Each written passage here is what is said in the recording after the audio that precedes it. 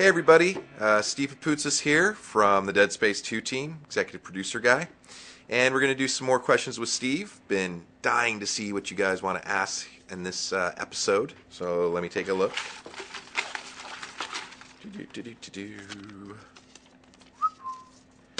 Eric Curtin. Hello Steve, congrats to you and the Dead Space team. I would like to know more about the Hunter, or Regenerator. Where did this one come from? Any info on its new look? Well, Eric, the Regenerator comes from the corpses of super badass dudes, and that's why it's so badass. Whoa, didn't mean to rip your question. Whoops. But yeah, it's actually a super evolved necromorph, so it's just a little bit more powerful than the previous ones that you've seen throughout the game, and that's kind of how he fit in. Ashley Jones. Is there really a kid in the dryer washing machine at the beginning of the game? I felt horrible not being able to let him out if there was. Well, Ashley, you're a very compassionate person, and that's cool that you wanted to help whatever's inside of that washing machine.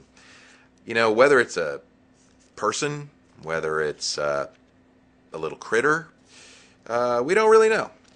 We don't really know, but it's something in there, and the mystery will remain. Tom DeCastro. Hello, Tom. Dear Steve, first of all, I love it when people go with the traditional Dear Steve. That's awesome, because I do that too. Dear Steve, what can we expect from Dead Space 2 Severed in terms of story? Is it going to tell us how the Necromorph outbreak at the Sprawl started? Well, Tom, I've been on record before talking about how I don't like to go to Spoiler Town or wreck story stuff, and I'm going to remain true to that. Severed does focus around Gabe Weller and Lexine Murdoch, characters that are from Dead Space Extraction. Anything beyond that I really don't want to get into because I don't want to wreck the surprise. So check it out. It's going to be fun. It's going to have lots of cool stuff in it, and I hope you and everybody else enjoys it.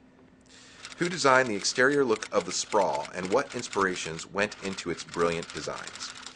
Okay, Grant, so that's a big question. First of all, inspirations came from all kinds of photography. There's some great stuff that NASA's done, just tons of different awesome space images that we've all seen, over the years.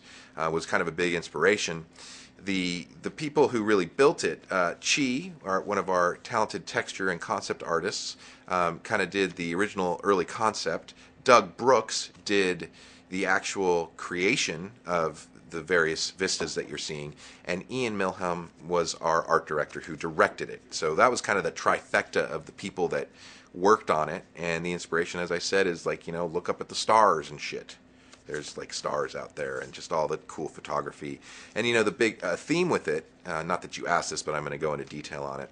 A big theme around all of those vistas that you see on the Sprawl was really to reinforce kind of where you're at, and the fact that this is a mining installation. You can see that chunk of the planet that they've been mining the resources from. So we really wanted to reinforce that as well and give you a sense of space. So that was kind of a little extra bonus. I know you didn't ask about it, but shoot, there it is.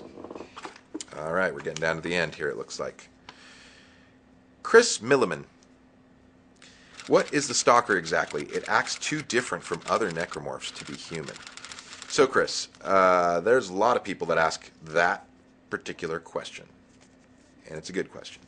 I guess I would say the Stalker really, well, you're out on the Sprawl. There's animals. Maybe there were dogs. Maybe there were cats. Maybe it's an evolution of those. That's what I always like to think of them as, because you're right. They are very different than our typical humanoid necromorph. So I think it's a combination between different types of critters that live on the Sprawl, because people have pets and they love them until they turn into stalkers, and then they have to dismember them. Next, Jorge Luis Marquez. Jorge Luis Marquez. I hope I said your name right. Why was Gunnar Wright chosen as the voice of Isaac? Well, Gunnar Wright is awesome. So that was number one. But really, why we went that direction was we didn't want to get tied into some of the kind of more standard character voices or looks. We really wanted Isaac to remain that sort of everyman. We wanted him to look different, look relatable, and we didn't want the voice to be, there's a couple different voices I like to make fun of. We didn't want the, "Oh, this city, we're going to get them." We didn't want that because that's just, what is that? That's silliness, right?